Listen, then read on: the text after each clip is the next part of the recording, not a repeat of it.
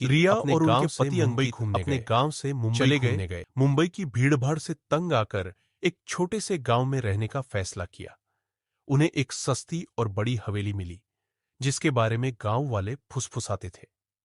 यह घर शापित है, यहां पिछले 50 साल से कोई नहीं रहा, एक बूढ़े ने चेतावनी दी। लेकिन अंकित ने इसे अंधविश्वास बताकर खरीद लिया। पहली रात को ही रिया ने अजीब आवाजें सुनी, जैसे कोई रोते हुए बच्चे की आवाज और पुरानी घड़ी की टिक टिक। अंकित ने कहा, यह सब तुम्हारा वहम है। लेकिन जब उसने अटारी से गिरती हुई धूल देखी तो उसका दिल धक से रह गया। एक दिन रिया ने अटारी का ताला तोड़कर अंदर झांका। वहां एक पुरानी चारपाई पर सफेद चादर ढका एक शव पड़ा था। वह चिल्लाई, लेकिन जब अंकित आया तो चारपाई खाली थी। बस वहां एक टूटा शीशा पड़ा था, जिसमें रिया का प्रतिबिंब नहीं दिख रहा था। उसी रात रिया को नींद में किसी ने खींचा। वह जागी तो देखा कि उसके पैरों पर काली छाया चिपकी हुई है। छाया धीरे धीरे उसके शरीर पर चढ़ने लगी।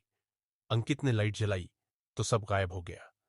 गांव के एक साधु ने बताया, यह हवेली एक अंग्रेज अफसर की थी। उसने अपनी पागल बीवी को अटारी में कैद कर रखा था। एक रात उस औरत ने अपने बच्चे को चाकू से मार दिया और खुद फांसी लगा ली। तब से उनकी आत्माएं यहां भटकती है। रिया को अब समझ आया कि वह रोने वाली आवाज किसकी थी। उसने अटारी में एक छिपा हुआ कमरा ढूंढा। वहां एक पुरानी डायरी पड़ी थी, जिसमें लिखा था, वह मुझे मारने आ रहा है, बचाओ। डायरी में एक टूटे हुए दर्पण का जिक्र था। रिया ने देखा कि हवेली के हर कमरे में एक टूटा शीशा लटका हुआ है। जब उसने एक शीशे को छुआ तो उसमें एक औरत का चेहरा दिखाई दिया, जिसकी आंखों से खून बह रहा था।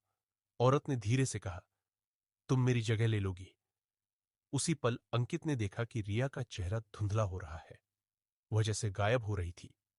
रिया ने डायरी में लिखे मंत्र का इस्तेमाल किया। उसने सभी टूटे शीशे इकट्ठे किए और अटारी में जलती हुई मोमबत्ती से उन्हें पिघलाया। तभी एक भयानक चीख गूंजी। वह औरत और बच्चा धुएं में बदलकर गायब हो गए। लेकिन जब रिया ने शीशे में देखा तो उसका प्रतिबिंब वापस आ गया था, पर किसी और का चेहरा उसके पीछे मुस्कुरा रहा था। कुछ महीने बाद हवेली को एक नए परिवार ने खरीदा। उनकी बेटी ने अटारी में एक पुरानी गुड़िया पाई। गुड़िया के हाथ में एक नोट था, तुमने मुझे आजाद किया, अब तुम मेरी जगह लो। उसी रात नई लड़की ने सुना, टिक टिक टिक टिक। नए परिवार की 12 साल की बेटी तारा ने अटारी में पड़ी उस पुरानी गुड़िया को अपने कमरे में रख लिया। गुड़िया के कपड़े फटे हुए थे और उसकी एक आंख गायब थी। उसी रात तारा ने सुना कि कोई उसके कान में फुसफुसा रहा है, खेलते हैं, मेरे साथ खेलते हैं। जब वह जागी तो गुड़िया उसके तकिए के पास बैठी थी, जबकि उसने उसे दूर टेबल पर रखा था। तारा के पिता राहुल ने गांव के लोगों से हवेली का इतिहास पूछा। एक बूढ़ी औरत ने डरते हुए बताया, यहां वो पागल औरत नहीं, बल्कि उसकी बहन की आत्मा रहती है। उसने बचपन में ही आत्महत्या कर ली थी, क्योंकि उसका पति उसे यहां छोड़कर चला गया था। उसी शाम तारा ने अपने कमरे के आईने में एक लड़की को देखा, जो उसी की तरह दिखती थी, लेकिन उसकी गर्दन टेढ़ी थी।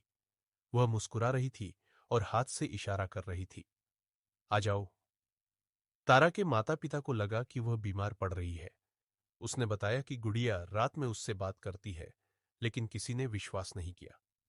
एक रात तारा की मां ने देखा कि तारा अटारी की सीढ़ियों पर चढ़ रही है, लेकिन उसकी चाल बिल्कुल गुड़िया जैसी थी। जब उन्होंने तारा को जगाया तो वह चिल्लाई, मैंने नहीं किया, वो लड़की मेरे शरीर में थी। राहुल ने अटारी में फिर से खोज की और रिया की छुपाई हुई डायरी ढूंढ निकाली।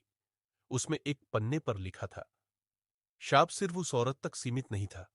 उसकी बहन ने इस हवेली को अपनी मृत्यु के बाद भी नहीं छोड़ा। वह हर नई लड़की को अपना शरीर चाहती है। तभी उन्हें एहसास हुआ, तारा उसी का नया शिकार है। गांव के साधु ने एक यज्ञ का आयोजन किया। उसने कहा, अगर तारा के शरीर से उस आत्मा को नहीं निकाला गया तो वह सदा के लिए उसमें समा जाएगी। यज्ञ की अग्नि जलते ही तारा का शरीर ऐंठने लगा।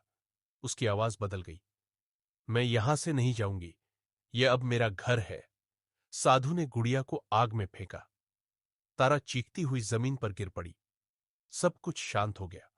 तारा ठीक हो गई और परिवार ने हवेली छोड़ने का फैसला किया। जाते समय तारा ने पीछे मुड़कर देखा। अटारी की खिड़की पर वही लड़की खड़ी थी जो उसकी परछाई बनकर मुस्कुरा रही थी। उसी रात नई खबर आई। हवेली एक होटल बनाने वाले व्यापारी ने खरीद ली है। व्यापारी राजीव ने हवेली को लग्जरी हेरिटेज होटल में बदल दिया। उद्घाटन की रात गांव के लोगों ने चेतावनी दी, इस घर की आत्माएं कभी शांत नहीं होंगी। मगर राजीव ने सबको नजरअंदाज कर दिया। पार्टी में शामिल होने वाले मेहमानों ने हवेली की सुंदरता की तारीफ की, लेकिन कोई नहीं जानता था कि अंधेरे में क्या छुपा था। रात को जब सभी मेहमान सोने लगे तो होटल के कॉरिडोर में एक बच्चे के रोने की आवाज गूंजी। एक महिला मेहमान ने कमरे के शीशे में एक औरत को खड़े देखा जिसके हाथ में चाकू था। वह चीख मारकर भागी, लेकिन सुबह तक कोई उसकी बात पर यकीन नहीं करना चाहता था। राजीव ने सोचा, यह सब इनके दिमाग का खेल है। मगर उसी शाम उसने स्वयं अटारी की खिड़की पर दो छायाएं देखी, एक औरत और एक बच्चा जो उसे घूर रहे थे। भाग 3। डायरी का आखिरी पन्ना। राजीव को हवेली की मरम्मत के दौरान एक पुरानी डायरी मिली जो रिया और तारा के समय से छुपी हुई थी।